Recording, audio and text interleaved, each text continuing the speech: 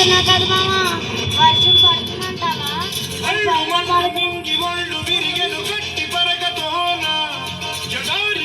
తెరుచుకున్న వేళన చినుకు పూలవాన సముద్రమెంత దాహమేస్తే వెదిగిన ఊట బావినే శిరస్సు వంచి శిఖర మంచు ముద్దిడి మట్టి నేలనే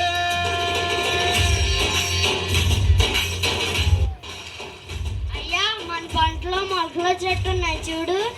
నా అడుగుకి పదులు పెట్టి పదరా అడవిని చదును చెయ్యి మరి వెతుకుతున్న సిరి దొరుకుతుంది కదరా పదర పదర పదరా ఇప్పుడమిని అడిగి చూడు పదరా చిగెలు పను మలుపు ఎక్కడను ప్రశ్నలన్నిటికీ సమాధానమిదిరా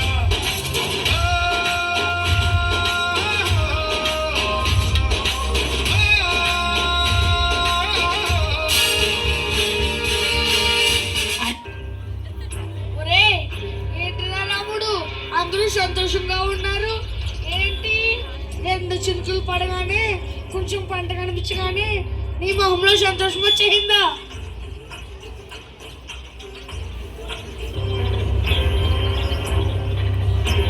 ఓకే కదండి, పీకేస్తే పీక కోస్తా కూడా సంతోషంగా ఉందని పడు. ఏంటయ్యా ఇలా వచ్చారు?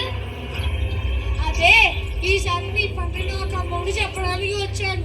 లేదయ్యా, ఈసారి మా పంటను నేనే పట్టణంలో అమ్ముదామనుకుంటున్నాను. ఎందుకంటే మీరు మాకు చాలా తక్కువ సమ్మిస్తున్నారు. నేనే అమ్ముకుంటే ₹1 ఎక్కువ వస్తుందని. పట్టణంకి వెళ్ళి పంట అమ్ముకుంటావా? నన్ను కాదు, నీ పంటని అమ్ముకుంటారో. అసలు ఈ ఊరు ఎలా దాడిస్తావో నేను చూస్తా. లేనక పర్లనక ఎన్ననక వాననక వాగనక వరదనక కోరి కూత పుయ్యగా నన్ను అగలెత్తి పొలం చేయడు సోను పెట్టి దుక్కుదని నీరు పట్టి దమ్ము చేసి విత్తునాటి పేడ పెంచే పత్తులన్నీ పుస్తకాన్ని ముందు చదివి కలిపి తీసి కాదు బసి కుప్పి నుంచి బయట బిడ్డను ఎత్తునంత చంపి చేసి వెనకేసిన సొమ్మును వెనక్కి తిరిగే లోపు కాసేయడానికి నీకెనుకుండే. సరేరా, నీ కష్టం వెనకాల ఆవేశా, నీ పొలం ఇష్టం.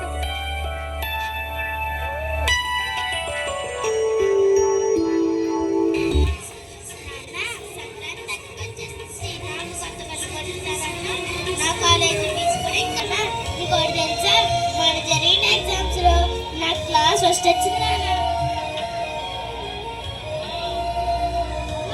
బంగారు తల్లి, నాకు తెలుసమ్మా నువ్వు బాగా చదివి పెద్ద డాక్టర్ అవి మన ఊరికి మంచి పేరు తీసుకొస్తావని. తండ్రి పొద్దుల కబుర్లు అయిపోతే వచ్చి పడుకోండి, పొద్దున్నే బేగాలెచ్చి పొలానికి పోరారు కదా.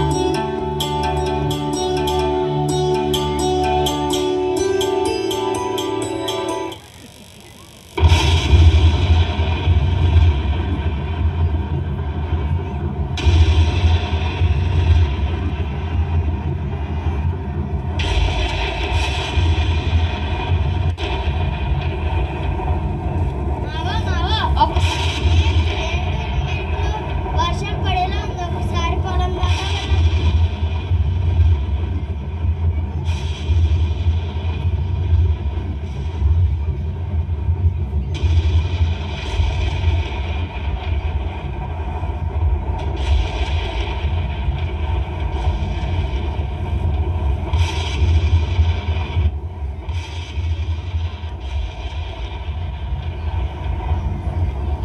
నా పొలం మొత్తం మునిగిపోతుంది. ఎవరైనా వచ్చిన పొలాన్ని కాపాడండి, ఏదో ఒకటి చెయ్యండి. అయ్యో, నా పొలం మొత్తం మునిగిపోయింది. నీరు నీరు రైతు కంట నీరు చూడనైన చూడరెవ్వరు గుండెలన్ని బీడు ఆశలన్ని మోడు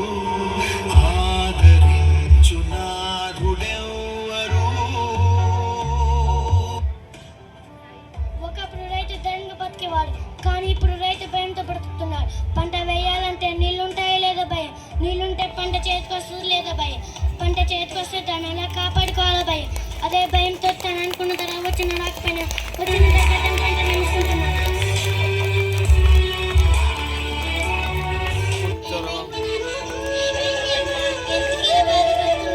ఇంకేముందమ్మా అవ్వడానికి? చేతికొచ్చిందనుకున్న పంట మొత్తం చేజారిపోయింది. ఈ పొలం మీద ఎన్నో ఆశలు పెట్టుకున్నాను, కలలు కన్నాను. ఇప్పుడు వాడిని నేరెత్తలా నిన్ను డొట్ట చేసేదరా అమ్మా? నాన్న, నీ కష్టాలు తీర్చడం కోసం వ్యవసాయం ఉత్పత్తి కొన్ని కొత్త పద్ధతులను నేను చెల్లి కలిసి తెలుసుకున్నాం నాన్న. అవునా, ఏంట్రా అవి? సరే చెప్తాను వినన్నాను. డ్రోన్లు మరియు ఏరోబోట్లు పంటను పర్యవేక్షించడానికి, పురుగుల మందులు పిచికారీ చేయడానికి డ్రోన్లను ఉపయోగిస్తారు. AI రోబోట్లు చేయడంలో సహాయపడతాయి. స్మార్ట్ ఫార్మింగ్ భూమి లేకుండానే పంటలు పండించే పద్ధతి. వ్యవసాయంలో డిజిటల్ టెక్నాలజీని ఉపయోగించడం స్మార్ట్ ఫామ్ లో భాగం. ఆధునిక యంత్రాలు, భారీ వ్యవసాయ యంత్రాలతో పాలు విత్తే పద్ధతులు వంటి ఆధునిక సాంకేతిక పరిజ్ఞానం వ్యవసాయాన్ని సులభతరం చేస్తుంది. డిజిటల్ విప్లవం డిజిటల్ టెక్నాలజీలు వ్యవసాయంలో సరికొత్త మార్పులను తీసుకొచ్చాయి. ఈ సాంకేతిక వలన ప్రయోజనాలు: 1 దిగుబడి పెరుగుతుంది, 2 ఖర్చులు తగ్గుతాయి, 3 సామర్థ్యత పెరుగుతుంది, 4 సాధారణ రైతులకు లాభాలు కలుగుతాయి. సరే అమ్మా, ఇదంతా బాగుంది, కానీ అకస్మాత్తుగా వర్షాలు పడితే ఏం చేయాలి? కొంచెం వివరించు తల్లి. ఆకస్మిక వర్షాల నుండి పంటను రక్షించడానికి, నీరు నిలిచిపోకుండా ఎత్తైన ప్రదేశంలో మొక్కలు పెంచడం, మంచి డ్రైనేజ్ వ్యవస్థను ఏర్పాటు చేయడం, అవసరమైతే పంటలు కవర్ చేయడానికి రైన్ కవర్స్ వాడాలి. బలమైన గాలి నుండి పంటను రక్షించడానికి గాలి గట్టుగా ఉండే ధరలను ఏర్పాటు చేయాలి. భారీ వర్షాల తర్వాత ఫంగస్ మరియు తెగులు పెరిగే అవకాశం ఉన్నందున వాటిని ఎప్పటికప్పుడు పర్యవేక్షించి తగిన నివారణ చర్యలు తీసుకుని ఎవరన్నా అన్నం పెడితే అన్నదాత సుఖీవా అంటాం. అన్నదాత అంటే ఎవరో తెలుసా?